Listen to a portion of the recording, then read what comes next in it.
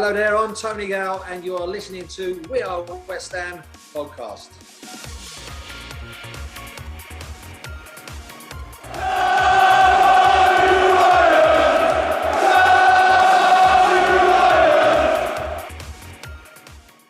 You are listening to the We Are West Ham podcast with me, Will Pugh, Tom Edwards and James Jones.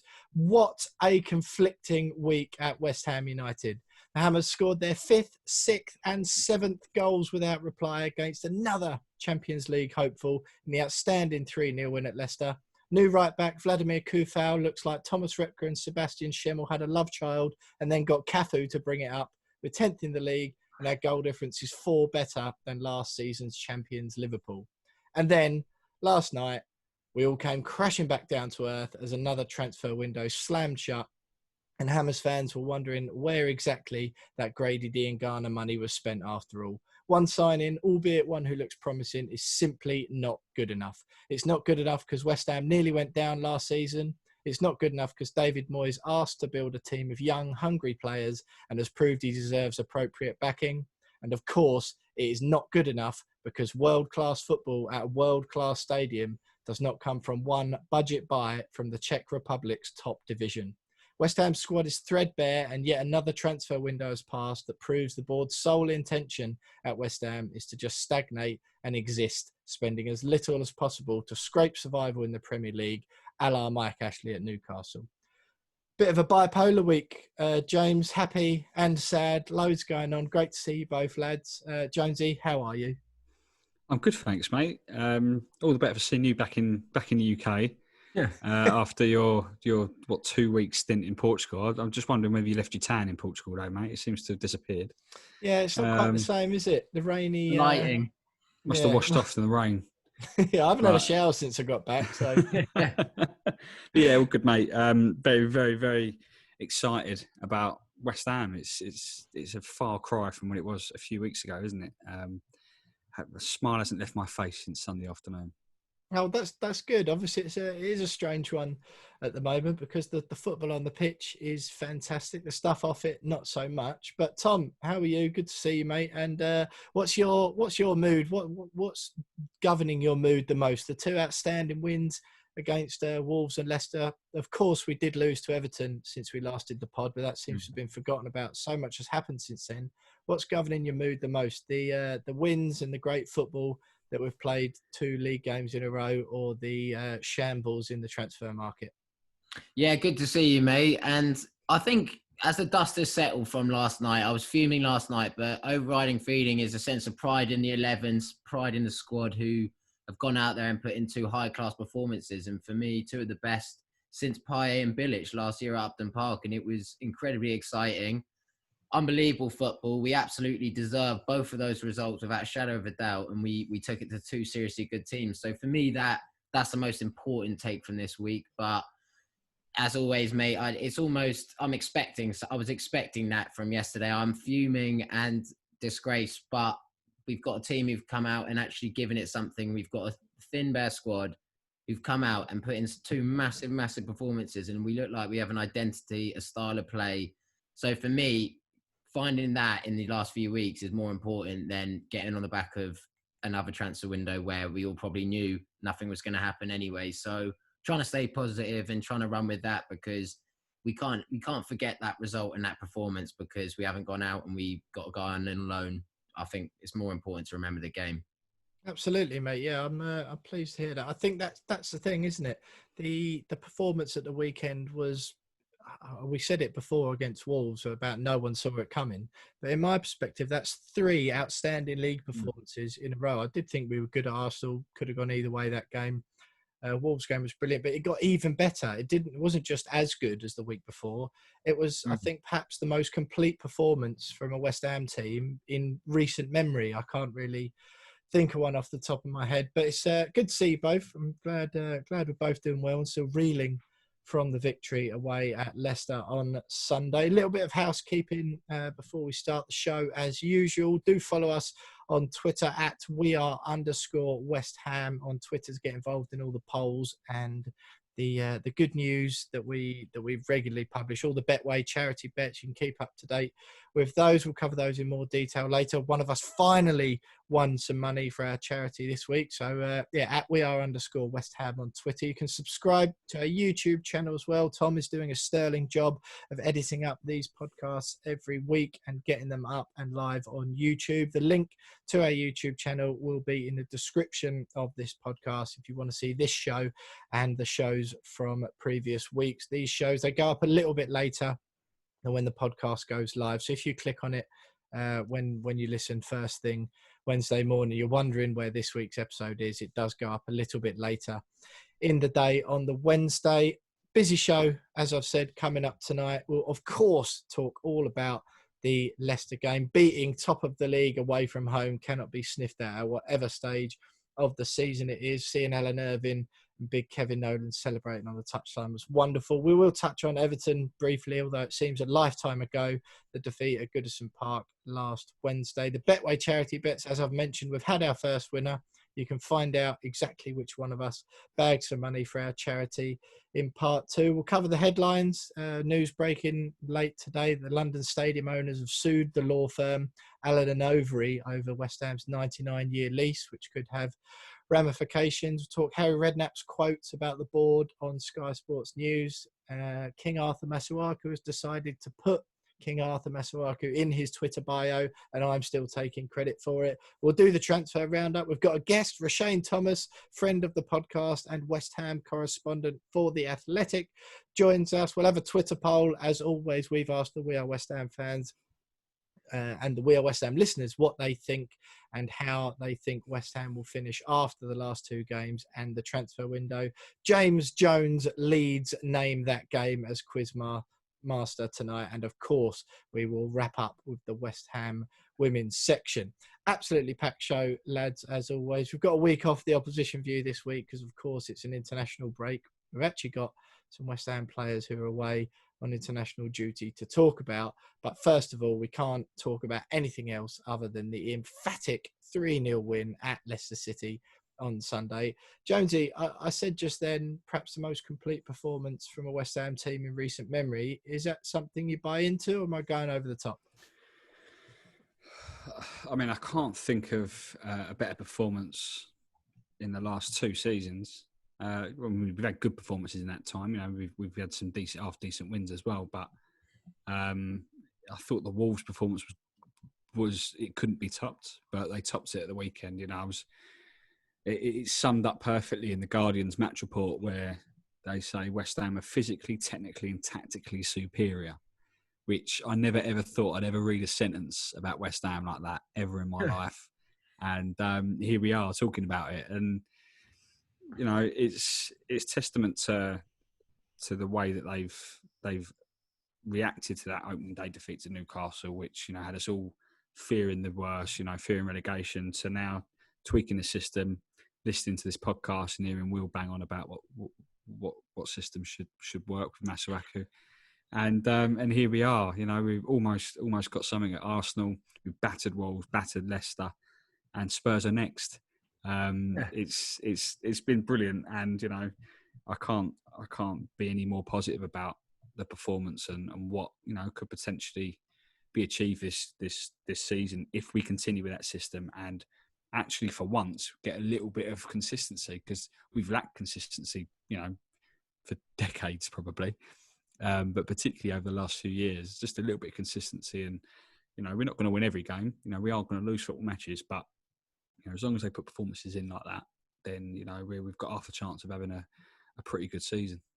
If the losses are the same nature as the Arsenal loss, you won't mind, would you? No. Exactly. If we're a bit unlucky or we're in the game for large parts, you don't mind. It is definitely the nature of the defeat. Just quickly though, Jonesy, from now on, rather than calling it that system, can we just call it Will's system?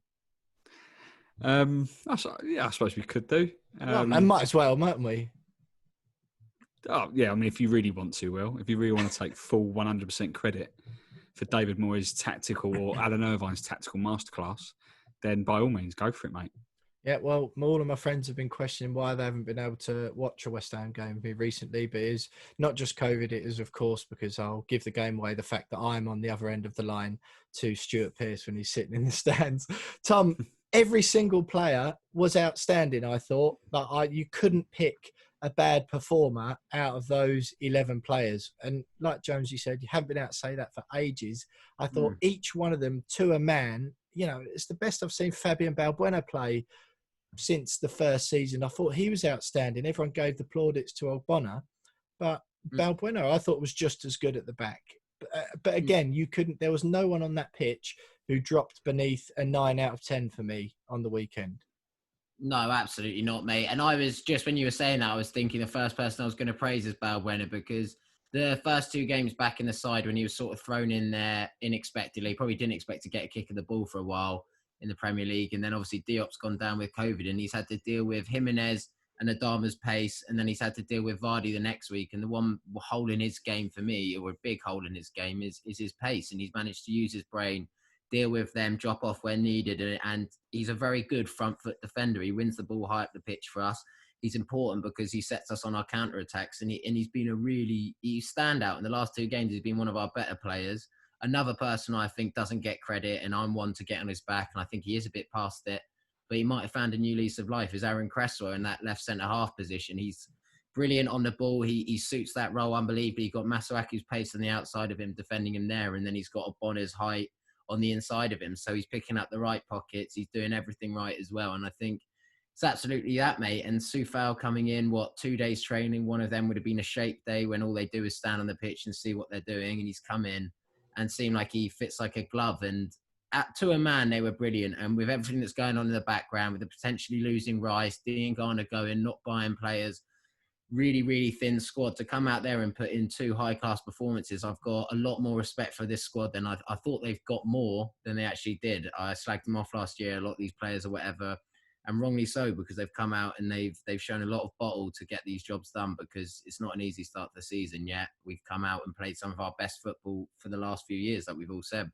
Yeah, I totally agree. I think, and I don't want to keep banging on about it, I know we're joking about it then, but I think as far as the system goes, it just seems, I know all of these things do in hindsight, but it just seems so obvious in that, like you said there, you mentioned about Cresswell and Balbuena, and even Ogbonna, he's not exactly rapid, is he? When you've got just simple mathematics, means that playing 5 at the back means the 3 in the middle have just got less ground to cover, haven't they? Which is so much more important. When you've got Fabian Balbuena playing in a back 2, even Diop, he's hardly rapid, are they, any of these players? When you've got them playing in a back 2 and they've got so much more ground to cover, that half a yard is magnified, isn't it? And it looks huge. But on the weekend, we just looked absolutely comfortable sitting back and Leicester having the ball, because they had no idea what to do once they got up to 2/3 down the pitch. We were sitting there going, come on then, you won't be able to get around us because we're all on our game. We've got less space to cover. Each person was responsible for a smaller part of the pitch. Each of the centre-backs was responsible for a smaller part of the pitch. And now that their workload has been reduced, they're able to concentrate on it better and do a better job. And I just think it all just works brilliantly. You take the defensive responsibility off the 2 wing-backs. Like you said, Coufal. Just quickly, before I carry on with that tactical soliloquy, how are we pronouncing our new right-back surname? Because I've gone with Coufal already. You've gone with Coufal, Tom. Jamesy, I think you're going to have the deciding vote. Coufal, yeah. You're going with the hard C. Okay, just so we know for the rest of the season. I'm standing my ground. Yeah, I know. Yeah, you be you, Tom. You be you. Yeah, by all means, crack on. But no, I just think that the whole thing, I think it's just ticking boxes for everyone. It's enabling the centre-backs to take a bit of pressure off of them. The wing-backs are allowed to join in with the attacks. And ultimately, we're not good enough, or we haven't got the players to... I don't care if we don't have 60%, 70% possession every week. I'm more than happy to watch every game this season, like what happened at the weekend, where we let teams come on to us. Most teams in the Premier League outside of the top 4/6 aren't going to have good enough attackers to break down a compact back five, which turned into a back seven if Rice and Souček were there. And then we've got the pace and the talent to exploit on the counter as we showed. I thought it was a tactically perfect performance. People say Leicester weren't that good, but I think we stopped them from playing. I think last week Wolves were a bit more off their game, but I don't think Leicester particularly were. I just thought we stopped them from playing with our application and the system. James, is there something, is it one of those, are we getting carried away? I know we have beaten two good teams, especially doing it away from home, but is it one of those where I can feel it. I'm not getting carried away, but I'm just trying to enjoy the feeling of a league win, or certainly two on the bounce and a couple of clean sheets. Do we need to temper our joy already? It's difficult not to get a little bit carried away, given that, you know, we haven't seen back-to-back defeats in that kind of manner for as long as I can remember. Really. Victories. Sorry, victories, yeah. You're so used to it. No, we're just not used to seeing us. Yeah, we might get the odd win against a top six club, you know, and yeah, great. But you know, to put in two performances and get two wins like that with two clean sheets against two sides that, you know, particularly over the last 2 years have been top four candidates, at least, you know, top six. Very, very dangerous, very, very good, consistently good every week. To then rock up at King Power and win 3-0 and essentially out Leicester. We basically beat them at their own game. We beat them in the very, very similar system that they won the league with. And you know, that you don't see that with West Ham very often. So it's very difficult not to get too carried away. But given, and I know we'll touch on it, but you know, the transfer window and the what's happened with that means that there is a huge danger that we won't be able to play this system for much longer, because one or two injuries down the line and we're back to square one. And you know, we went back to square one with the Everton game and the cup game, and we got battered. I know it wasn't the same set of players, but it was a different system, and we got battered. So we have to be relatively measured, but you know, it's difficult not to get excited when, you know, after a game like that. So I'm all for, you know, popping open the champagne, Will, and you know, let's just have a party, boys, because you know, we don't feel like this very often, do we? No, exactly. There's plenty of We Are West Ham podcasts that people can go back and listen to. They're a bit glum and miserable. So I think we can all agree, the three of us, that we know that this joy should be tempered, but we don't really care this week, because if we lose again next week, we just want to enjoy it while we can. Tom, just to bring the mood down slightly, obviously great stuff at Leicester. Everton, we did, that seems like a lifetime ago now, last Wednesday.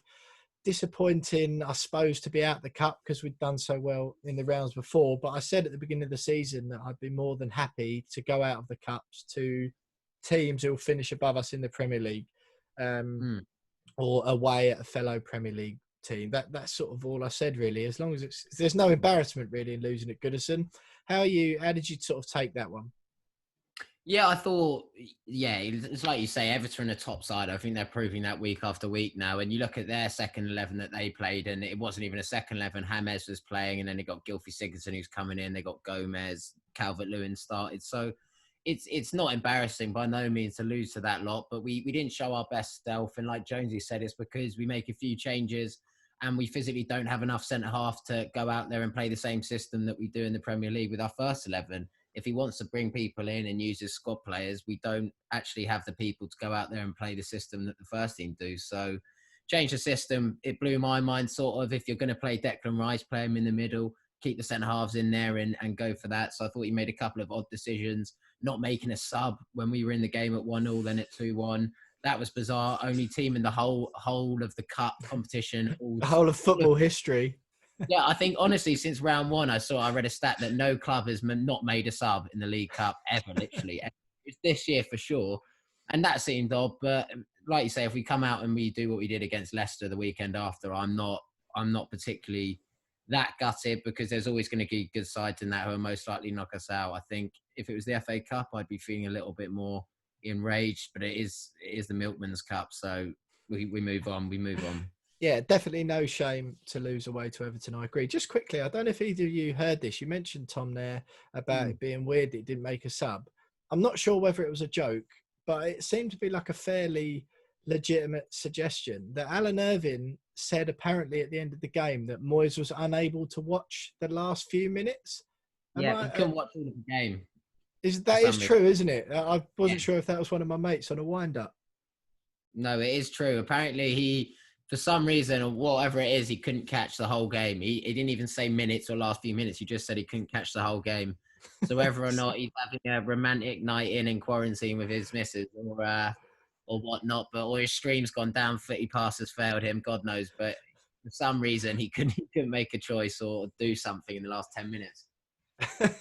Absolutely. Well, look, that's enough of that, of the defeat. It is a shame, but no shame, like I say, to go out to Everton away in one of the cups, and hopefully we make a good go of the FA Cup when it swings round. What a wonderful start to the show. We'll cover the transfer window, which might bring our mood down a little bit, with Roshane Thomas, West Ham correspondent from The Athletic, a little bit later on. But stick with us, because next up is even more joy when we reveal the first Betway charity bet winner of the season.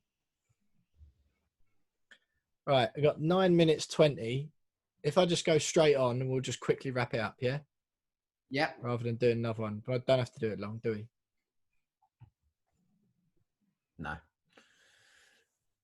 So a joyous start to the We Are West Ham podcast this week. 7 unanswered Premier League goals against Wolverhampton Wanderers and Leicester City, both of whom said they would be chasing the Champions League spots before the season. Absolutely fantastic. And in even better news, one of us has finally raised some money via the Betway charity bets that me and the lads are doing this season. I'm playing for the Bobby Moore Fund. James Jones is playing for the DT38 Dylan Tombides Foundation, and Tom Edwards for Isla's Fight.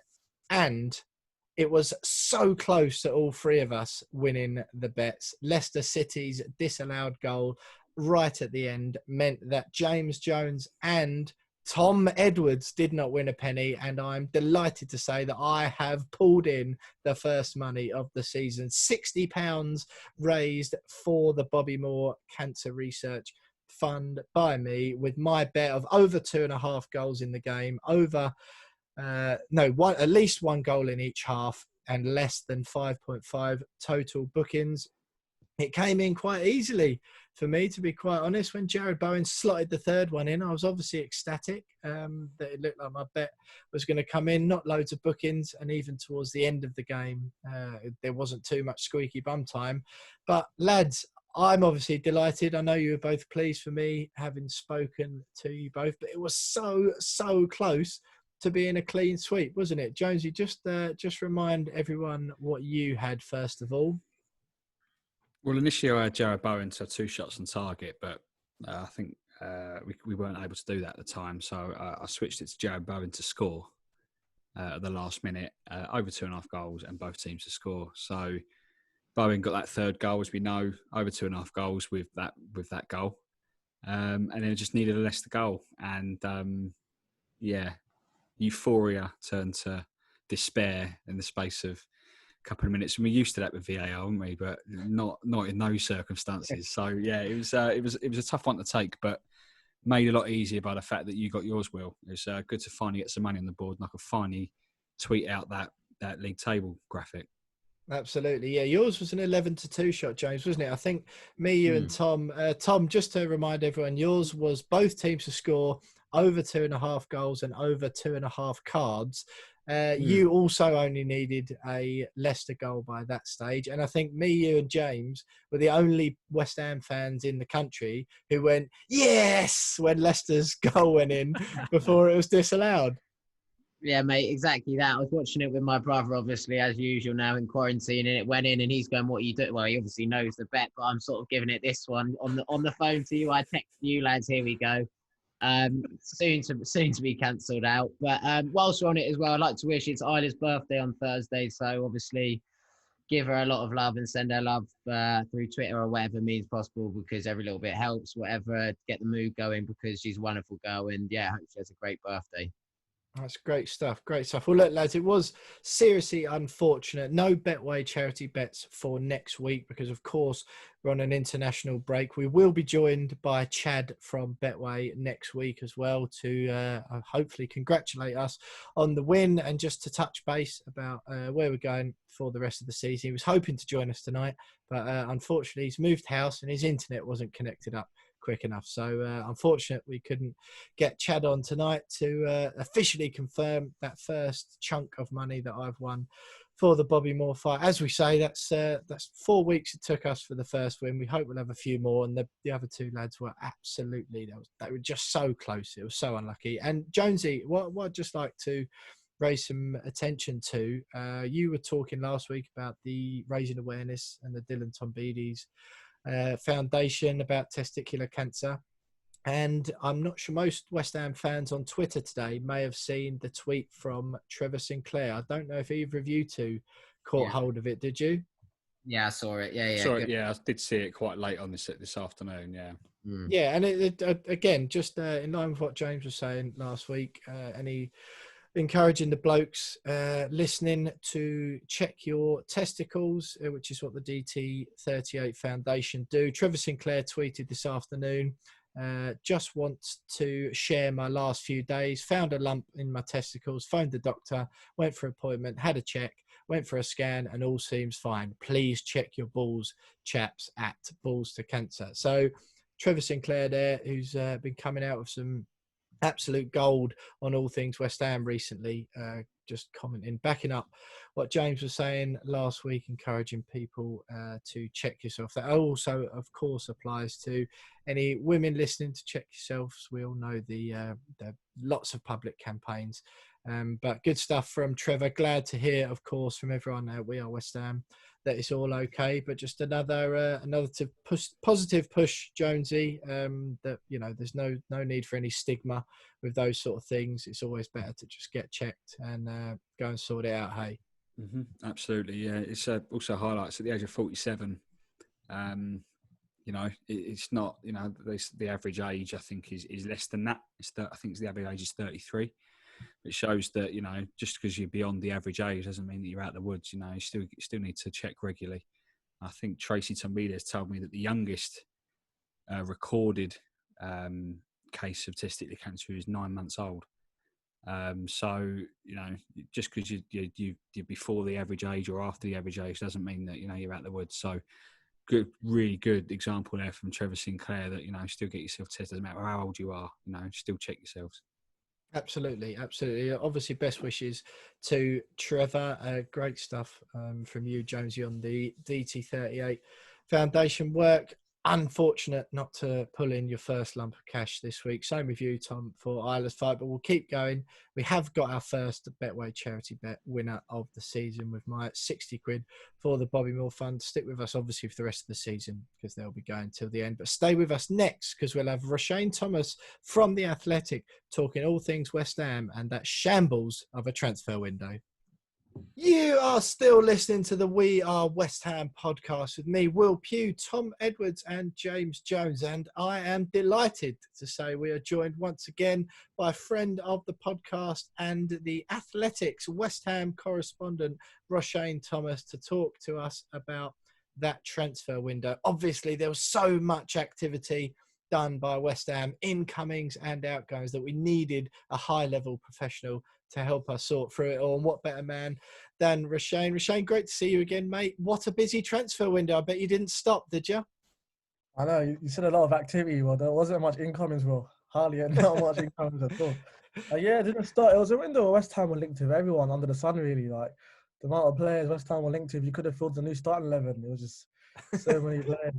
But if you consider what happened in terms of, like, Jordan Hugo leaving, Yeti leaving, Diangana leaving, which is still to an extent causing controversy, and the fact that, if you think about it, only one player has arrived in the form of Vladimir Coufal. Obviously, we all knew Thomas Tuchel was going to join anyway because West Ham stayed up. So if you really look at it, essentially just one player has come through the doors. The fans are like, what on earth is going on? We're doing well on the pitch. We're one injury away from crisis. If someone like Antonio was suffering injury, someone like Rice was Suchek, it's gonna, and it sort of has sort of deja vu from last season when Fabianski suffered an injury and it just went downhill. So fans are like, it's safe it could happen again. Rashane, you mentioned it there, and the Athletic pride themselves on only covering the accurate story. They're not not gossip mongers or gossip merchants or anything like that. And you've obviously got a really good handle on what's going on. You mentioned it yourself there about all of the different players that West Ham were linked with. In your opinion, how many of those were legit? How many of those players did West Ham actually concrete go after and were properly in for, rather than just, West Ham are looking at this player, or West Ham might make a move for this player, that sort of thing? Well, it's about 30 players we have to go through, Will. Loads of players. But from what I can remember, obviously we know about Tomori, but there was definitely interest there. There's been an agreement, in fact, and he changed his mind at the last minute. So obviously that was frustrating because he would have been a good option to have in defence. I actually feel like if we weren't able to sign him, we would have taken Cresswell's place, because I think I'm right in saying Tomori's left-footed, so he would have been in that sort of role as in the centre back. The defender for Marseille, there's also a lot of effort. That's a car. Yeah, I can't pronounce his name. I've tried, and I thought, you know what? Let me just say the Marseille defender. As long as you can spell it, innit? Yeah, you know what I mean. And obviously, again, the agreement's been made, but he changed his mind because he wanted to keep playing Champions League football for Marseille. He aspires to be part of the French side for the European Championships next summer. So he's thinking, why am I going to join West Ham when they could possibly be involved in relegation scrap? So there's that. Obviously, Rudiger turned on a move to West Ham, which was frustrating. So if you think about it, in defence of the board, like, we did try, but it's a case of a lot of players are like, you know what, I'm better off where I am, and you know what, I don't really want to go to West Ham right now at this point in my career. So it's frustrating that point of view, hence why there's going to be more like a concerted effort to sign players in the Championship, because West Ham have a good track record of being able to bring players from the lower leagues. Shane, like, you've just gone through them there. Like, that's 3 players that have rejected moves to West Ham because they're already at clubs that are offering them Champions League football or European football. Do you think that, given, that we're not surprised that those players have turned us down, don't blame them at all whatsoever, but do you think the club have perhaps wasted a bit of time there going for players that, okay, they've showed a bit of ambition but for going for players that are playing a little bit higher up in terms of level, but, they could have just gone for players that, they've got a more realistic chance of getting, that are still, as good, perhaps even better, and not ended the transfer window with just Coufal in, and then having to then go to the Championship and almost 4th, 5th choice targets. Yeah, and our name we forgot to mention, I believe it's pronounced Wesley Fona, the one who joined Leicester City, messed around with that. The amount of installments, you're thinking, what on earth are you playing at? Like, come on now, we're a Premier League team, we've got to do better than that. So yeah, great point you made. It's a case of just West Ham just wasting time as well. Because if you look back to January, it was similar. Wasted so much time, and then towards the end of the transfer, they're like, oh, let's try and sign this player, let's try and sign that player.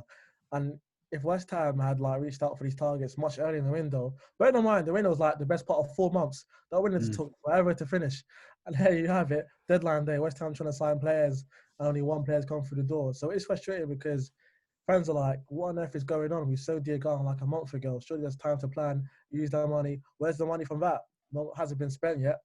So all in all, you have these sort of distractions, which is it's not good because, as Will mentioned earlier, doing well on the pitch right now, back-to-back wins, back-to-back clean sheets, but you have these distractions. We had it again with Sullivan's interview with TalkSport, just unneeded distractions, and you can't really afford to have that right now in West Ham. But yeah, so it's really frustrating when you think of it like that.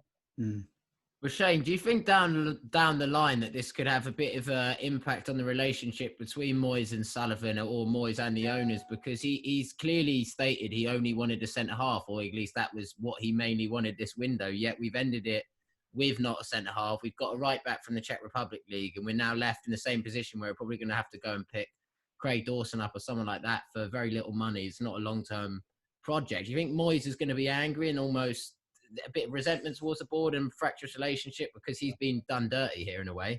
Yeah. Well, first of all, Tom, you got to put a bit more respect on Vladimir Coufal. He's a baller. Yeah, he's great. I'm only joking. But yeah, no, because again, in that interview with Sullivan and TalkSport, he said that he's been trying to get like squad players, and Moyes is like, I don't want squad players. I want players who can have an impact straight away. And that's been Moyes has been so consistent in that since he returned as manager. He's not bringing in players who can occupy the bench. We've had so many players who've done that over the years for West Ham. We want to have players who are going to have an impact straight away. And I feel like that's one of the reasons why it was hard for West Ham to bring players in the end. And yeah, I do think it will have an impact on the relationship, because Sullivan could be looking at it like, hey, I told you so. We could have brought in a squad player that could have made life a whole lot easier for us. And that's the case where West Ham are like an injury or two away from not being able to compete out of the league, unfortunately. Roshane, there's obviously outgoings. You mentioned a lot of them there, Ayeti, and I think on one hand, a lot of the outgoings this window is good, isn't it? You know, you need to get rid of some deadwood, so to speak. One of the main players, or certainly today, Jack Wilshere, on his way out, left a parting message for the board. He was one of the players who shared, who jumped in on the Diangana hassle a few weeks ago, and he replied on his Instagram and said, go to a club that treats you well. That sort of proves that he's not overly happy. And then his message today, Wilshere claiming that he was fit for a lot of the time that he was at West Ham. What do you read into his departure? Did you see that coming, or can you shine any more light on that for the We Are West Ham listeners? Yeah, no, you definitely can see it coming, because he hasn't been named in the matchday squad for quite some time. Even in the 4-1 defeat at Everton, he wasn't involved in that. And the games Jack Wilshere would play, you could just tell he wasn't Jack Wilshere involved. He wasn't able to have any influence. You're sort of thinking like his future's not going to happen anymore. And again, touching on that point, on that comment he made on the Diangana's Instagram post, where he should go and do this thing at a club that respects you. Everyone thought, my goodness, Jack Wilshere, of all players to comment, Jack Wilshere hasn't played. He's hardly played for West Ham. Of all players, fair enough, Declan Rice, fair enough, Martin Ober, or whatever, but Jack Wilshere. So that was the sort of, feeling at the time. And yeah, it's no surprise to me. And I feel like for a lot of West Ham fans that he's not here anymore. Well, that he's got released by obviously mutual consent, because it wasn't working out for him. He's hardly playing for West Ham. He was a higher earner as well, earning in excess of 100,000 a week. You can't have a player like that on the bench or not even playing. That's going to take up so much money of the wage structure. So, yeah, no surprise. I hope it works out for him. I wrote a piece last year for The Athletic that I feel like the MLS or America could be the next destination for Jack Wilshere, and it wouldn't come as a surprise if a club like LA Galaxy or some club along those lines come in for him. So yeah. One of the departures that surprised me a lot was Josh Cullen going to Anderlecht. It's very, very random. Come out of nowhere. And before he came down with COVID, it looked like he might get a bit of an opportunity in the first team. He was featuring in the cups, and you mentioned it earlier that we're one or two injuries away, like in defence, but also midfield as being very, very short. Josh Cullen was the prime player to potentially step in, and now he's gone. What do you know why? What came around for his exit? Like, because suddenly 1 minute like he could be playing, the next minute he's gone again. How did that come about? I think it's a case of both parties really. Obviously, Josh Cullen, he's at the age where he needs to be playing week in, week out, and obviously Moyes is like, you can't really fit him in his first team plans right now, because the first choice midfield duo are right now Declan Rice and Thomas Tuchel, and after that, third choice really and truly is Martin Noble. So you're looking at it thinking, Josh Cullen's not even fourth choice, because next will be Manuel Lanzini. So you enter the season as a fifth choice, so he's not really going to get a lot of game time. And obviously going to a club like Anderlecht, that should be really good in terms of like young players that gone out there. I can think of Kamara Roof, who's at Rangers right now, who was fairly good at Anderlecht. And obviously Vincent Kompany's in charge as well, so he has an eye on like young English players. And yeah, it's a shame. I remember I interviewed Josh when he was on loan at Charlton. He was like, he's determined that he wants to come back and do well at West Ham. And we saw in pre-season he was doing well. I think it may have been against Brentford. The Bournemouth game, he was brilliant as well. Yeah, Bournemouth rather. Yeah, he set up 2 goals for Jared Burnley, thinking, here we have a midfielder who could do well, do good stuff for us. And against Charlton as well, he played well. And obviously it's unfortunate that he's gone to Anderlecht. And also, was it not a lot of money being able to recuperate from him as well, which is unfortunate. So hope he goes out there, prove people wrong, and does well, hopefully.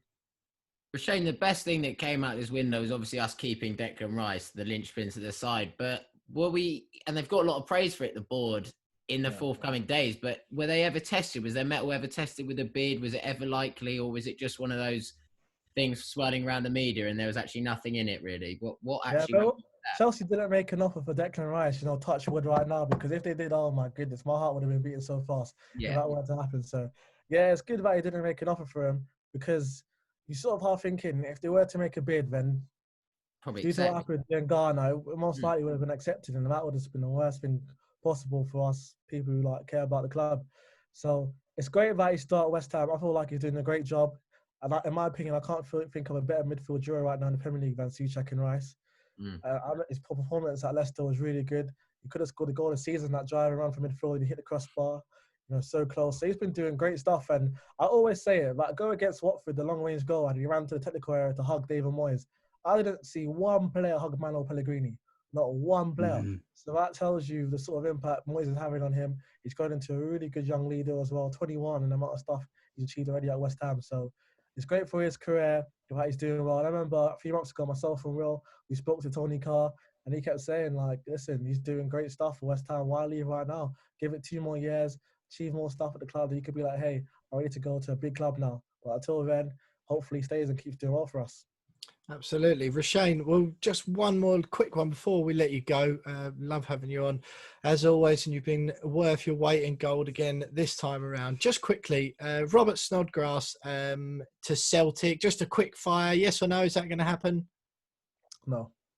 And the last one, Felipe Anderson to Porto. Now, I can barely contain my joy when I heard the news that Felipe Anderson may be on his way out the club. I think, I don't hold any grudges against him. I think with some players, no matter how much money you pay for them, the Premier League just isn't for them. He's very technical.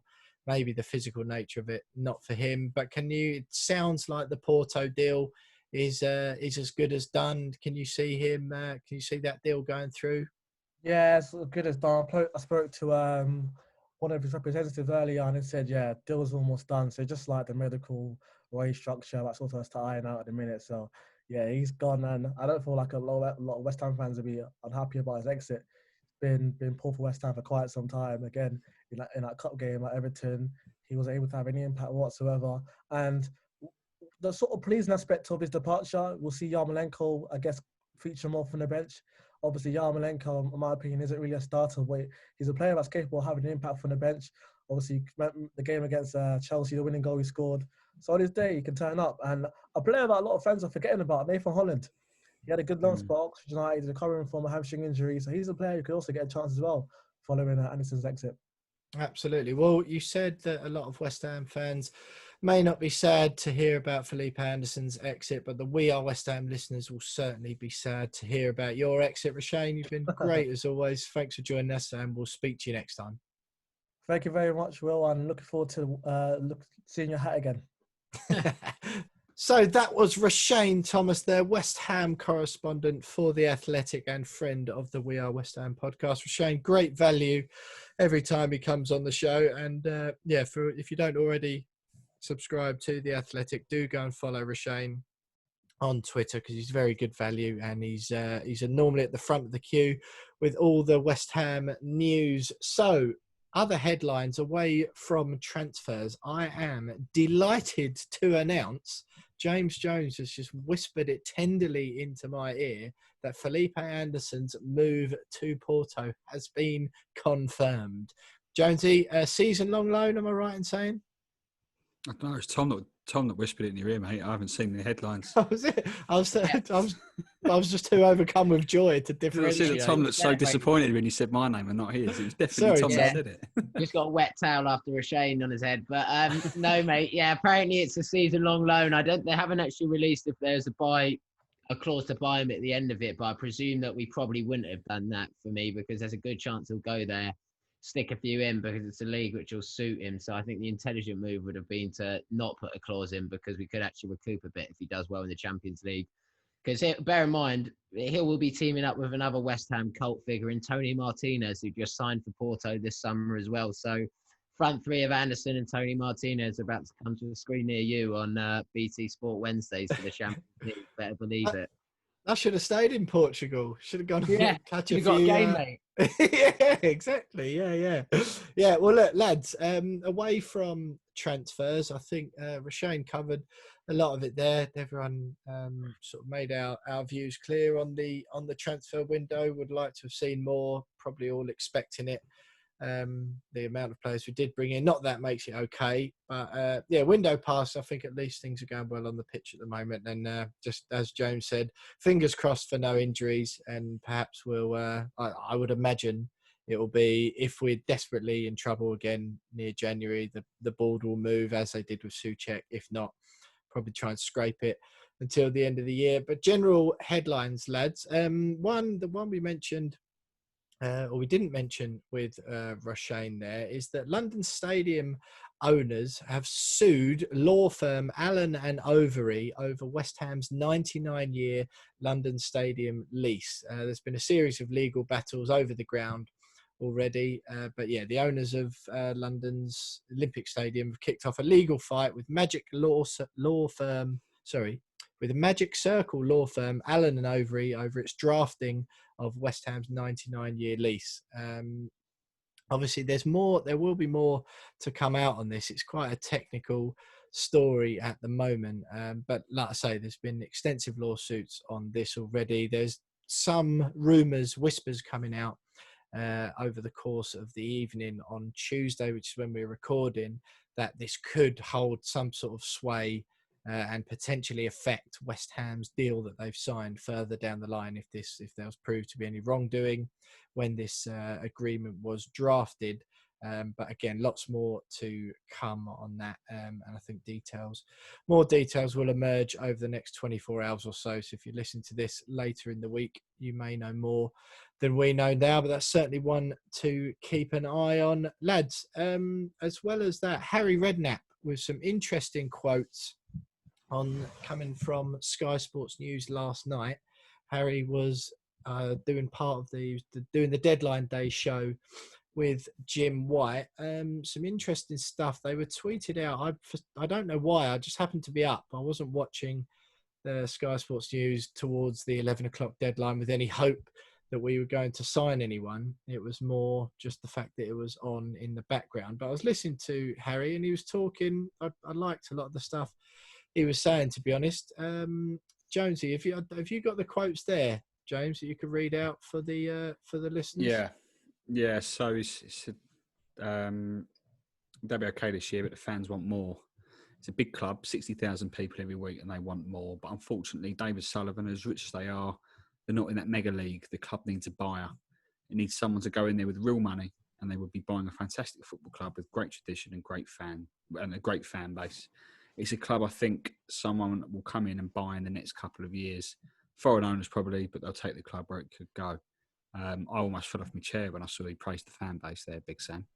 Harry Redknapp, that was. Oh, sorry. That's absolutely fine then. For some reason, I had Big Sam in my head there for a minute. But Harry Redknapp, yeah. Well, I mean, he's absolutely right, though, isn't he? That they can't take us. We spoke about this last week or the week before, that they can't take us where they hoped they could do or beyond. So yeah, I think he's absolutely right in what he said. And the club does need a buyer, doesn't know whether you like the owners or not. You can't deny that fact that if we're going to be where we want to be and perhaps where we feel as if we should be, then it's got to be richer owners and someone that can actually bankroll it, because it's quite clear that they can't. Tom, did you? I'm just happy it wasn't a Benjani story again, mate. I was listening to it and he told the Benjani story about 15 times. So when that happened, my ear pricked up. But yeah, mate, the chat moved very swiftly on from that. I might add the host, Jim White. I don't know.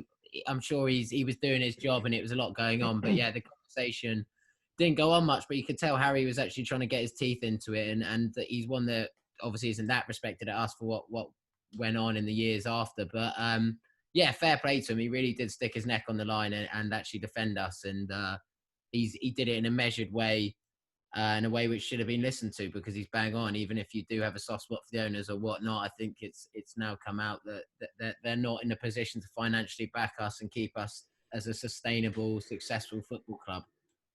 It's a peculiar situation, Tom, isn't it? Where you just said Harry Redknapp come and stuck his neck out, and all he really did was give some fairly vanilla quotes saying, "Oh yeah, really, West Ham, they deserve more." That's basically all he said, wasn't it? Like you said, he did it pretty. It wasn't anything groundbreaking. He didn't call them liars or go after them. He just sort of said, "Yeah, there's 60,000 people go to West Ham. They're a really big club with a passionate fan base, and they deserve more than what they're getting at the moment. And there needs to be money." It's a weird world we live in when that is considered sticking your neck out. I think, I agree. And I think part of it is, obviously, I don't want to poke fingers. I don't know what's going on behind the scenes. I don't know any of these blokes myself, so I don't want to come after them directly. But Jim White's obviously got some relationship. I know TalkSport have a relationship with our owners, and Jim White was the host of the Deadline Day show. And it was very evident that was just Harry Redknapp was almost just getting into it. That was almost his introduction and what he would have liked to have said, and he would probably have liked to go into a bit more depth. But the conversation quickly moved on from that to a bloke moving from Olympiacos to a Greek team and that no one cared about because that he didn't want to hear it and he didn't want to come across or for whatever reasons. But he wasn't allowed the platform to fully come out and what I think he probably would have liked to have said. But you're right, mate. It feels like people in the press or for whatever reason are struggling to actually come out and have the level of pops or show the disgruntlement or actually say what should be said about our football club, other than, like you mentioned earlier, Trevor Sinclair, who's come out and done a sterling job, and he really has gone after them on big platforms who do have the Sullivans as sources, i.e. TalkSport, and he's really come out and said some pretty emotive quotes on it. So fair play to people like him, and of course people can have different opinions on it, but I think the more it comes out and the more that people are willing to stand up or willing to voice an opinion over it, which isn't particularly towing the line of their publication or whatever, the better, because football clubs like us and Newcastle just can't be treated like this anymore, and it's too important to too many people. And it's about time that people stood up for us in the press who do have a voice and do have access to them.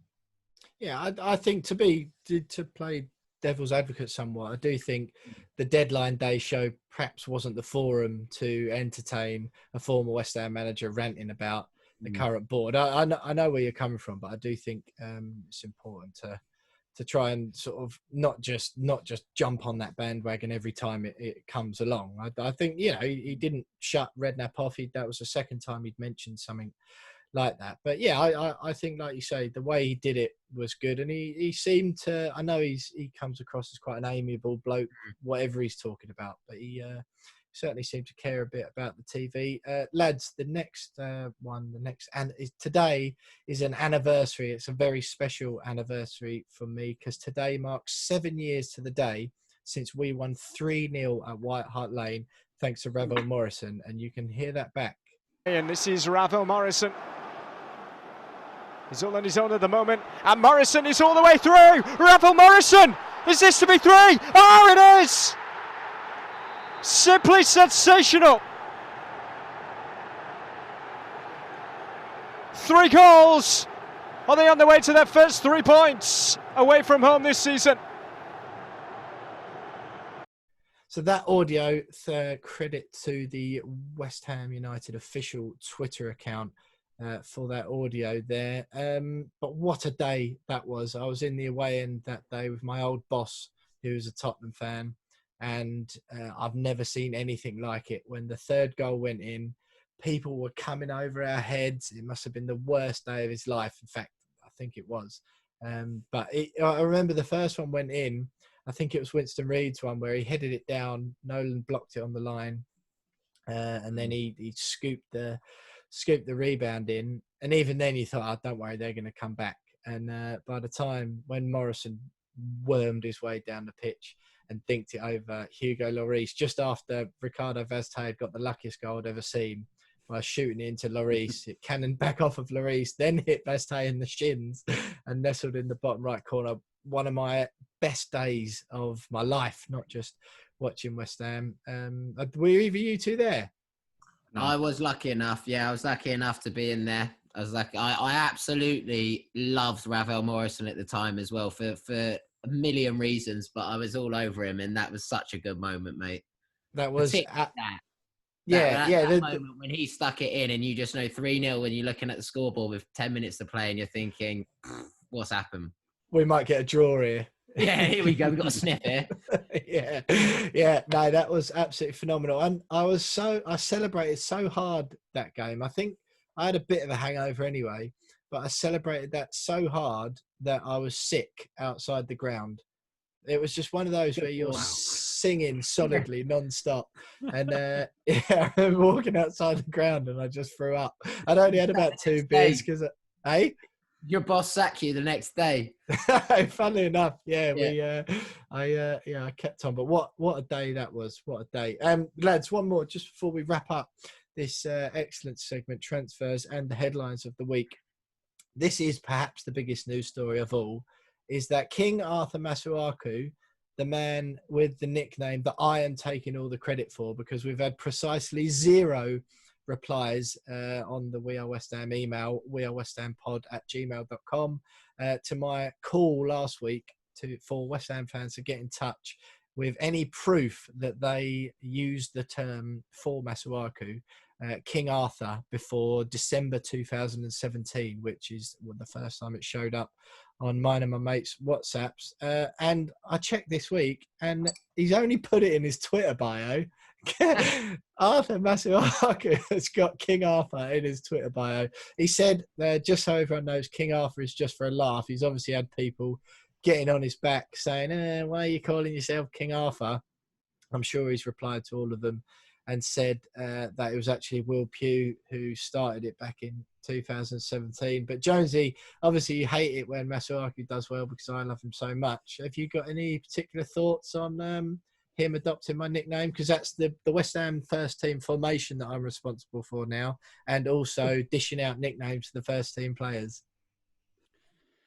It's good that he's proof, as we said before, that he listens to the pod, and it's great that he's adopted your nickname for him, mate, and it's going viral, and it's a claim to fame that you never thought you'd ever have. So that's my only one. It's your only one. But yeah, it's great. Yeah, I think it's right. We've just got to get him on the pod now, and that's talk true. about it. And hopefully, now you two are best mates. We can get that done for next week. Yeah, Will. Yeah, I would imagine. Yeah, he's bound to DM me any day now, isn't he? So as soon as I hear from King Arthur, I'll let him know when we can fit him in, not the other way around, of course. Tom, do you think it might be easier from now on to just, rather than list the members of the first team squad and management staff who we think listen to the pod, might just be easier and save us a bit of time if we list the ones who don't listen? I think, it'd be a very short list, that one, mate. So, it probably would be, actually. I reckon we know for facts that the majority of them are on it. Bowen tried to shut me out the other week when he scored. That zip of the mouth, I'm almost certain, was to me. Rice is on it as well. They all, back of the bus, like Jonesy said last week, they all just sit there. I think they've just got a Beats pill at the back of the bus and they've got it on, which wouldn't shock me. The turn in form, I think you can't argue that there's some level of influence going on. Yeah, exactly. It's just impossible to argue against the influence this podcast had. The only problem is with that Beats pill, I like the idea, but the only problem, of course, is that we don't want it listened through just one phone. We'd prefer them all listening individually, because that's about 25 extra listeners for the week rather than just playing it through the one phone. But look, absolutely outstanding stuff, and long may the King Arthur nickname continue, and long may his form continue. Great show so far, gentlemen. No opposition view this week, but stay with us because we'll have our Twitter poll and a little rundown of all of the Hammers who are off on the international break next. You are still listening to the We Are West Ham podcast with me, Will Pugh, Tom Edwards and James Jones. Great to have Roshane Thomas from The Athletic with us to talk about transfers there. Even better news that Arthur Masuaku has put hashtag King Arthur into his Twitter bio, and even better news than that, that Tom Edwards confirmed that the entire West Ham United squad and the management staff listen to the We Are West Ham podcast. Excellent news all round. Lads, no opposition view this week. Obviously England, or just general international break coming up. A few of West Ham's players are heading out on international duty. Vladimir Coufal, or Soufal, as Tom will be calling this season. Lucas Fabianski, Angelo Ogbonna, Darren Randolph, Declan Rice, Thomas Souček and Andrei Yarmolenko will all be in Nations League action for their respective countries, while Fabian Balbuena kicks off his 2022 World Cup qualifying campaign for Paraguay, and Arthur Masuaku is on friendly duty. Balbuena's flying all the way back. I mean, I'll say all the way back to South America. Obviously he would, because that's where he's from. But yeah, he's flying to Peru, I think, for the game. It's like 16,000 miles. That's like 13, 14 hours on a plane. Must be a bit of a slog. But yeah, obviously Coufal, a Czech international, along with his best buddy, Thomas Souček. What do you think, lads? Such an age-old football cliche. Tom, do you think do you think the international break it's coming at an annoying time? It's such a cliche. I even hate myself for asking that question. But we're on such good form, aren't we? Is it one of them that's annoying, or is it just, hey, it is what it is? I think it's more annoying as a fan, to be honest. I think we've got not used to it, but it's nice to see us turn out 3 weeks on the trot in the Premier League and play well. So for us to have to wait and wade through an England squad who contains some of the most average footballers I've seen in an England squad for a long time. And then Declan Rice. Yeah, exactly. So obviously, so they got the GOAT Rice in there, and they got everyone else. But no, mate. So I think we all said the same almost at the end of the season. There's only 3 weeks between that season ending, this new season starting, or whatever it was, and we'd obviously ended that season in good form. And blokes like Antonio, who's a very much confidence player, he's come back, hit the ground running. So I like to think form-wise, we'll still be right at it when they come back, and I don't think much will change. Hopefully, with the way we play and system, it's frustrating when you have such a huge result. I heard on the commentary yesterday, Sky, someone said that the best part of having a result like Aston Villa was when Aston Villa beat Liverpool, is that you come back in the next day and you all celebrate it together and you have that atmosphere in the dressing room. Whereas we've all gone home, and I'm sure West Ham players haven't come in since we won that day. So not having that and not having that bounce of that result is a bit of a frustration, but I'm sure it won't. Well, I'd like to think we can come back out and give the same level of performance. Jones, as I've just asked a question there that has been asked up and down the country on radio stations for as long as football has been talked about among friends, or as long as international breaks have been a thing. That was the most common question ever. So now I'm going to ask you one that I don't think has ever been asked on any national or local broadcasting station or on any social media. Should Mikel Antonio be picked for England? Yeah, why not? Chuck him in there. But I mean, let's have it right. Worst players have been picked for England over the years. You could do a podcast series on the rubbish players England have picked over the years, and I think given he's the form player since the restart, why isn't he being considered? A lot of people think it's because of his age. Didn't they pick Ricky Lambert when he was like 39 or something like that? And he scored on his debut with his first touch against Scotland. So you know what Antonio might be able to do. So yeah, there's no reason why he shouldn't be getting picked.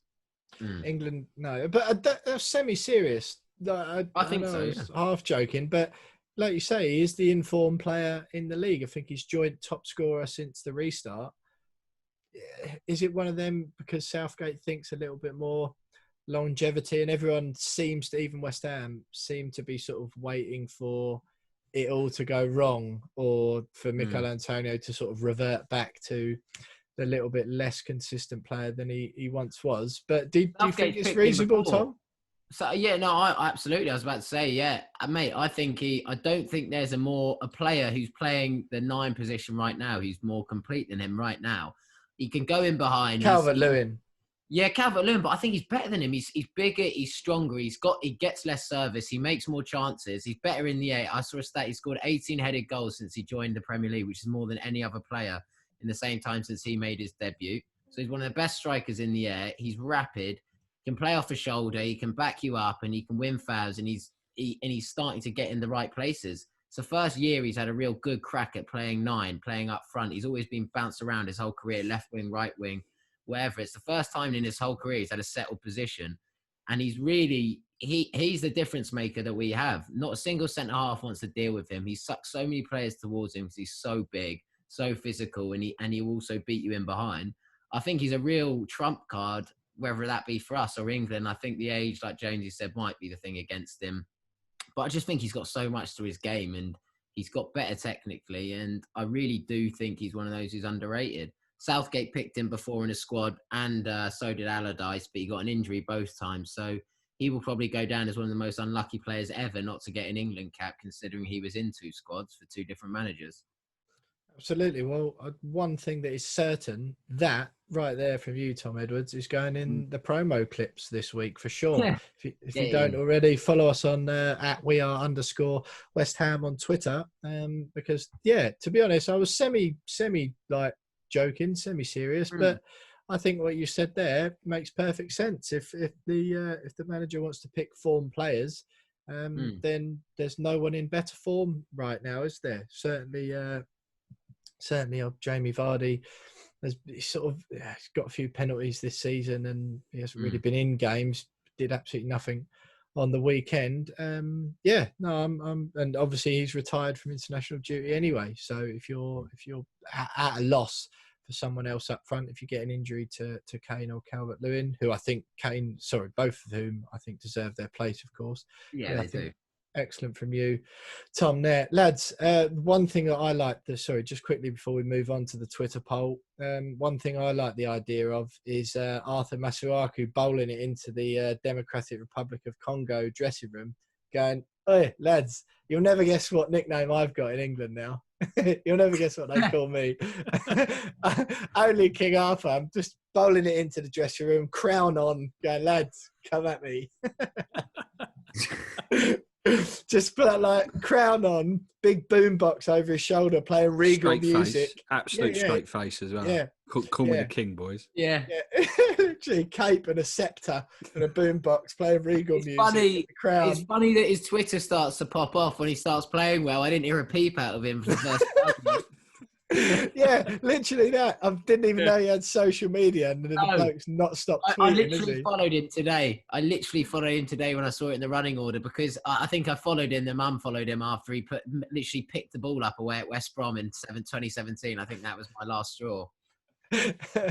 Absolutely outstanding. I'd love to see try and get some footage from the Democratic Republic of Congo dressing room as King Arthur Masuaku bowls in over the next couple of days for international duty. Well, listen, lads, a little bit.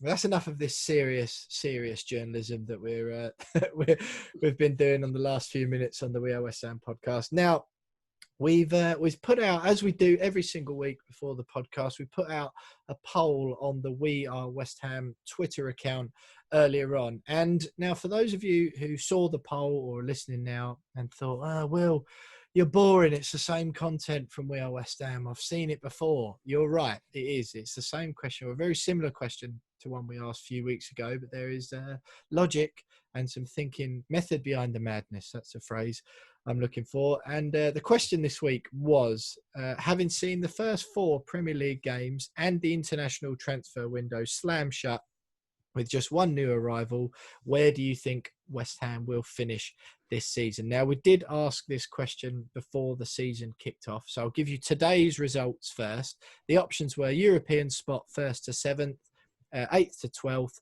13th to 17th, or relegated. And today, the We Are West Ham listeners and followers of us on Twitter said 2.9% said we'll finish in a European spot, which is down on the pre-season 3.4%.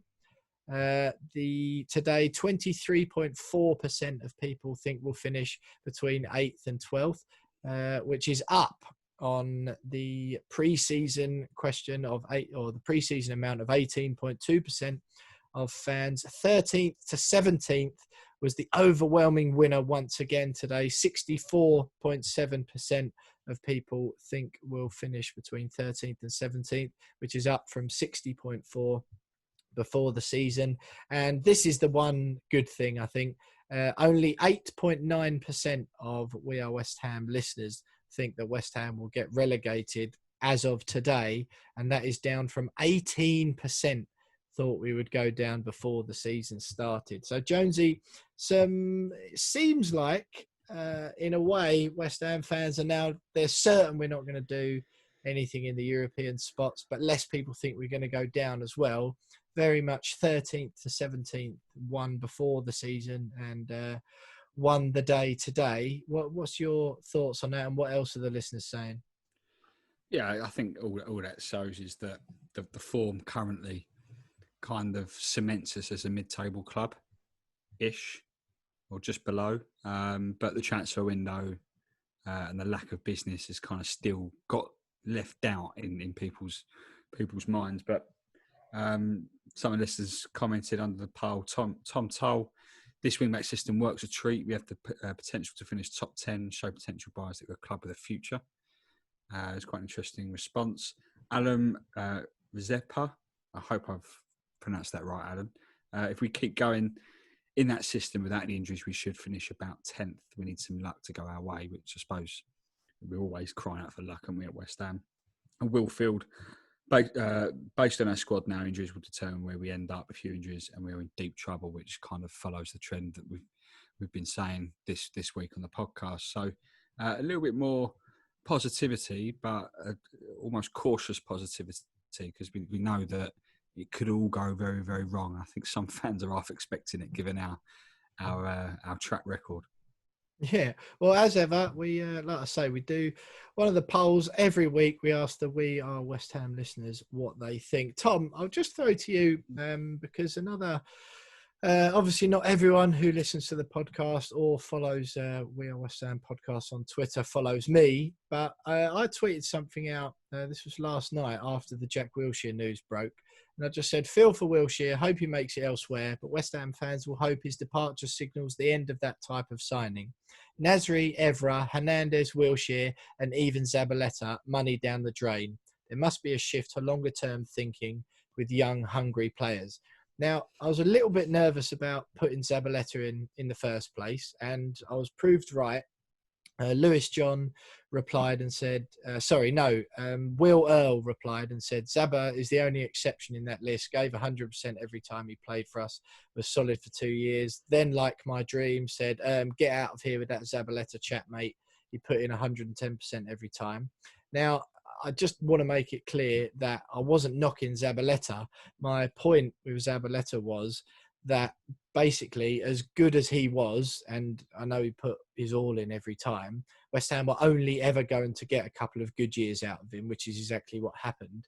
What's your, how do you feel about that? Because I think the Zabaleta thing took away from it somewhat, but just the idea that West Ham need to that focus on young players, and I just don't want to see any more Jack Wilsheres. As soon as I heard Welbeck's available today, I don't want to see any more of that. I agree.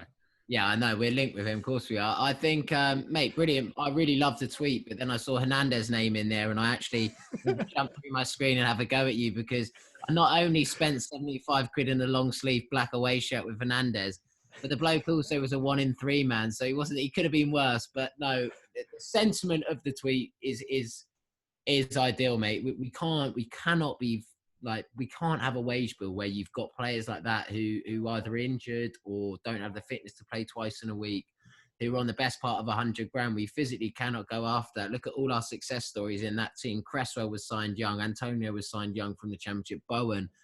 All our most successful players recently have been the young, fresh meat in the team. Even before now, you've got to go and you've got to re-energize this team, and you can't bring baggage. And the likelihood of a 32-year-old coming here and seeing it as an exciting project is slim. They're more likely to see it as, I'm living in London, I'm earning the best part of 100 grand.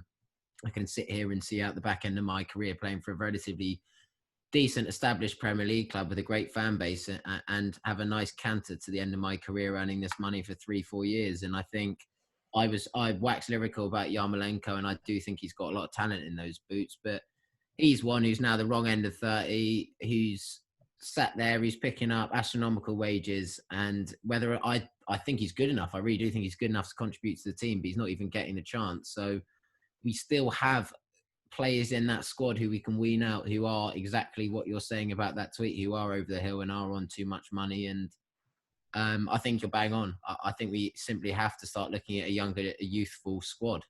I think, yeah, I think to put it succinctly, I think you mentioned about Yarmolenko there, but I just think we need to be signing players for whom West Ham are the biggest club of their career so far. And for too many people, we've signed too many players in recent history who have already played for the biggest club they're ever going to. And they are on the way down. But look, that's great to hear from the We Are West Ham listeners, as always. Like I say, follow us on Twitter if you want to get involved in those polls every week, as hundreds and thousands of you do, week in, week out. But stay with us because it's Name That Game next. So the We Are West Ham listeners, the We Are West Ham listeners, have had your say on Twitter about where you think West Ham are going to finish this season, having seen the recent transfer window. Obviously, still time to make a couple of domestic moves. We'll see what happens there. And after the couple of decent performances in the league last time out for West Ham, still seems like West Ham are going to finish between 13th and 17th, according to the listeners. However, league table that really matters, perhaps more, in fact, than the Premier League, is the Name That Game league table for the season. It's not looking very good for me so far. I'm sitting rock bottom on 3 points. James Jones miles out in front on 10, and Tom Edwards middle of the road on 5 after clawing back a couple of points last week. For those of you who don't know already, hopefully you've all picked up and got the gist of the quiz now. But James is the quiz master this week, and the quiz master for each week picks a random game from West Ham history, collates 7 pieces of information about that game, which are an obscure fact, the scoreline only, an opposition goal scorer, a West Ham goal scorer, the stadium it was played, the opponent, the season in which it was played, and the exact year the game took place is the tie break if the scores are even after those original 7. James this week will read them out. Me and Tom can interrupt whenever, and then it's alternate guesses after the first guesser goes, and it is 1 point for each piece of information that me and Tom guessed this week. So, Jonesy, you're streaking ahead in the leaderboard. So feet up for you as the quizmaster this week. Yeah, nice to have a week off, boys. Give you guys a chance to get some points on the board. Yeah, looking forward to this. It's going to be 0-0, isn't it? Yeah, it's a cracker. Right, do you want me to get underway? Yeah, go ahead, mate. Go ahead. Here we go. So this week's obscure fact, chaps, is Frederick Canute made his debut in this game. That's a beauty of an obscure fact. Right, I'm going to have a guess. Here we go. No, I'm just getting. Obviously, I'm only guessing the scoreline. I'm going to go 2-1. That is correct. Oh, come on. That is correct. So, Tom. Oh, do me a favour. Opposition goal scorer you need. Teddy Sheringham. Incorrect. Imagine that. I'm going to go David Beckham. Incorrect. Okay, so you can give us the opposition goal scorer, James, and neither of us will earn a point. The opposition goal scorer is Michael Hughes. Oh, yeah. Oh, So, okay. Give one West Ham goal scorer. Okay. all right. It's me, isn't it? No, because we both guessed. Well, you can go, Tom, if you want. Go on. I haven't got anything. Canio. That's correct. Oh, no. What's he done there? Right. Stadium. Upton Park. Correct. Michael Hughes. I don't know. So this is the opponent. Leicester. Incorrect. Is it Wimbledon? Correct. Ah! It is correct. Have some of that. So that is the we just win need the for me. season. Tom, it's down to you for the season to claw back some glory and make it 3-2. 2000, 2001. Oh, no, it's incorrect, mate. Will, for another point. I know it's one season either side of that. What did you say? You said 2000, I'm not telling you, 2001, mate. Tom. I'm not telling you. I'm going to go. Oh, did he play then? I'm going to go 0102. That is also incorrect. Yeah. Is it back to me? No. 99? No, it's one guess each, isn't it? 99, 2000. Yeah. That was, Nightmare. so yeah, of course, it's 3-1. That's the beauty of it. That was a good question. That's a good one. Yeah, so Jonesy, it was- recap the game for us, mate. So it was West Ham United 2, Wimbledon 1. Di Canio with that goal of the greatest goal the Premier League's ever seen. Oh, was that game? Quality. That's a that quality game. one. Canute made his debut and also scored in his debut, where he was on loan from Lyon. And yeah, it was that wonderful cross-field assist from Trevor Sinclair, and then Di Canio with that worldie. Everyone knows it. Everyone's seen it. So yeah, and I didn't know that was his debut. Nor did I. I was reading up on it earlier because I wanted to do this game, but I couldn't think of a decent or an interesting enough obscure fact until the more I read about it, I realised it was his first game, and the papers raved about the partnership between Di Canio and Canute that everyone saw in that first game. And obviously we're raving about Di Canio's goal as well. And then so yeah, interesting. That is interesting. And Trevor Sinclair getting another honourable mention for that screamer of an assist. But Tom, that doesn't do you any favours on the scoreboard. It does me a huge favour. So that 3-1 victory for me there. Me or Tom not getting any points for the season or the opposition goal scorer, and me taking it with the scoreline, stadium and opponent. Tom getting the 1 point for the West Ham goal scorer. That puts the overall scores for Name That Game for this season. James Jones still miles out in front. I don't know how you got that far ahead, Jonesy, on 10 points. Me on 6, and Tom Edwards also on 6 points. A brilliant game for that one there, Jonesy, this week. The competition is properly heating up. Now we've all settled in to the competition and the format, and hopefully everyone at home is keeping up and reminiscing as well. But stay with us because we've got the final segment of the podcast coming up next with the West Ham women. So I've won money on the charity bet, the Betway charity bet this week, and I've even won the We Are West Ham Name of That Game quiz to pull myself back in the running on the Name That Game leaderboard this season. A very, very positive week for me on all fronts, victorious on all segments of the We Are West Ham podcast, which is wonderful. And one team who last time out were very much not victorious is the West Ham women's side. They were thrashed at home by Arsenal last time, 9-1. A bit of a whipping. They've had a big break since then. The international break probably done them all a favour, to be honest, get away from it a little bit. One thing we mentioned already, larking around, of course, about the West Ham squad listening to the podcast. Gilly Flaherty, we spoke last week, the West Ham women's captain. For those of you who don't know, we spoke last week and gave you a bit of a glimpse with some of the audio from the Squad Goals documentary on BBC Three, in which Gilly opened up about her battle with mental illness and where she attempted to take her own life 10 years ago. Obviously, a really brave move from Gilly coming out to speak, and one we all endorsed last week. And Gilly gave us a little retweet, didn't she, James, when the podcast went up? Yeah, it's a nice surprise. Obviously, as you said, we spoke about what she was saying, and obviously gave her a lot of support, and mentioned her in our sort of announcement tweet that the new pod was out, and she very kindly retweeted. So yeah, nice surprise. So yeah, I hope it's just another listener that we can add to the list of West Ham listeners.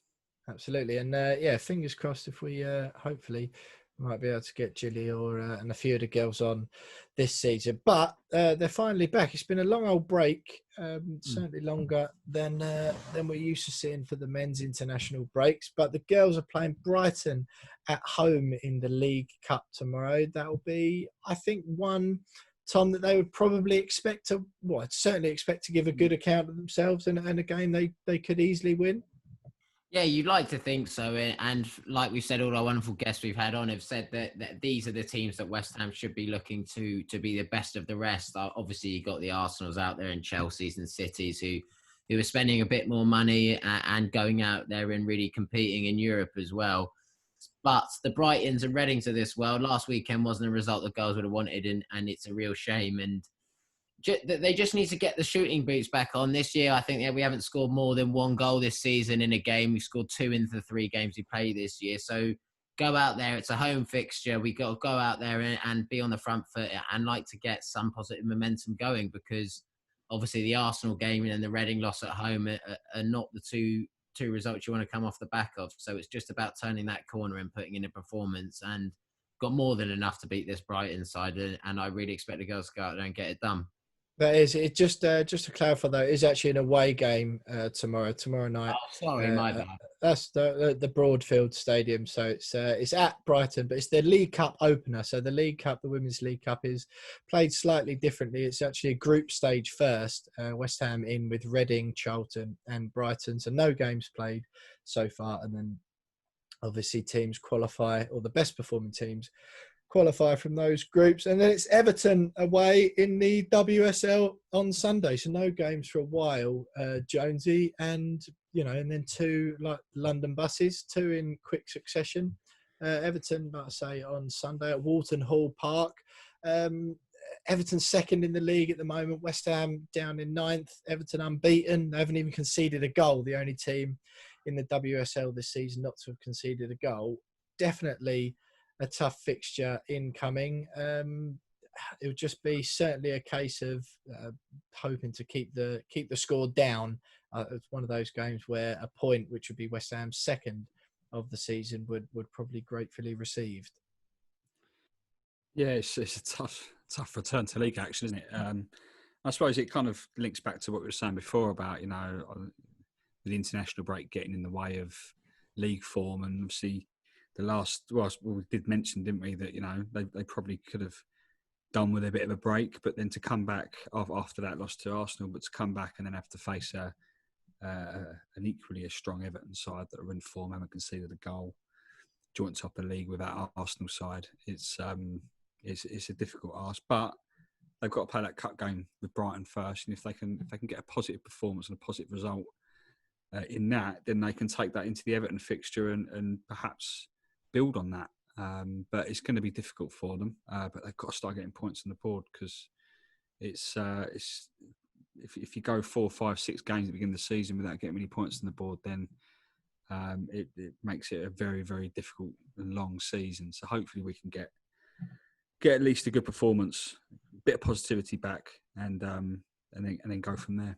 Yeah, I'd say. I mean, the girls' ninth, as I say, out of the 12 in the WSL at the moment. 3 games played, 0 wins, just the 1 solitary draw, 2 defeats, including the absolute thrashing by Arsenal. If they do get a win at Everton, they'll only go skip above Tottenham, depending on their result. They'll go level on points with Brighton, but with that -9 goal difference that the girls have got at the moment, it's not an overly enticing prospect right now for the girls. But like you say, I think if they can get a point from the Everton game, it will do them a favour, and then onwards and upwards, hopefully. Well, lads, it's been an absolutely brilliant show tonight. I thought it might have been a bit of a quiet one with the no opposition view and the international break coming up, but far from it. I've really enjoyed it as ever.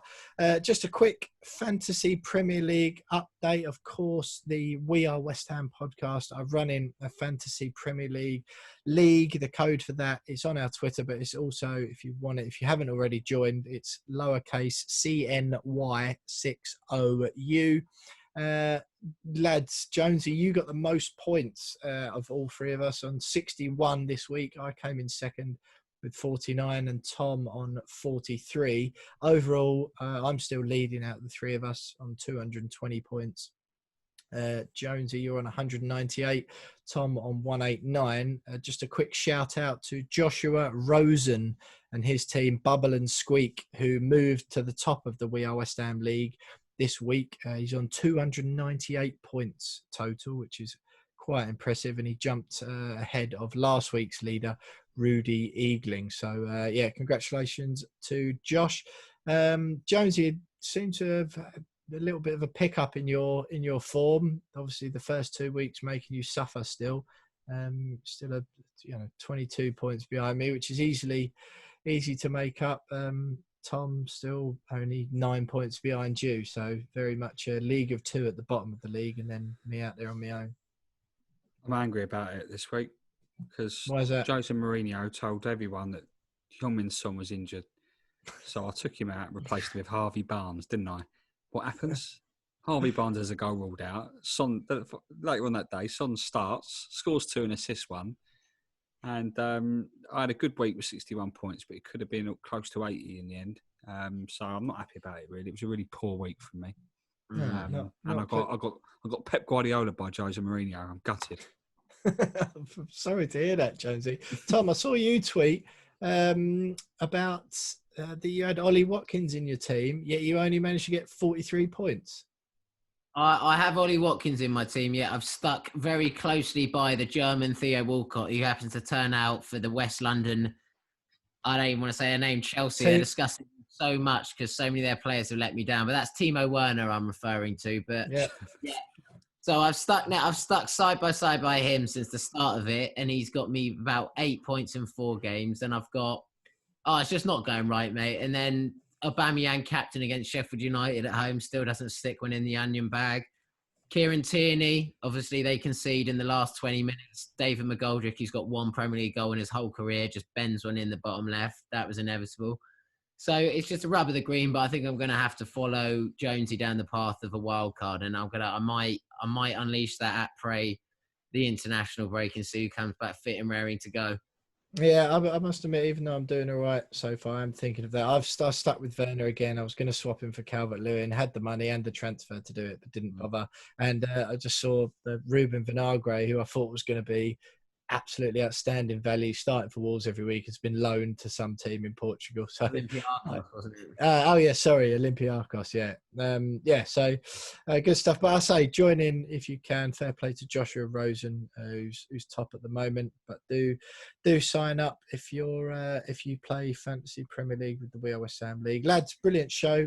Obviously, everyone, as always, do follow us on Twitter if you don't already at @WeAre_West Ham.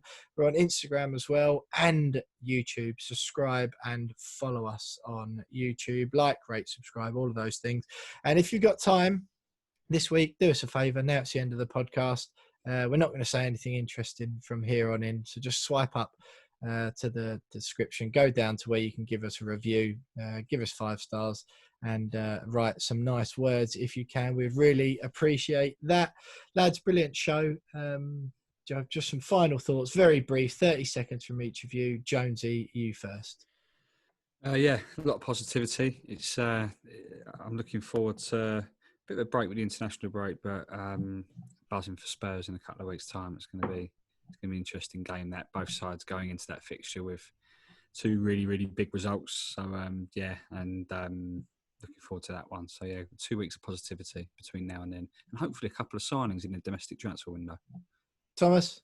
Yeah, exactly that. Hopefully a couple signings in the next week and a half or week and a bit.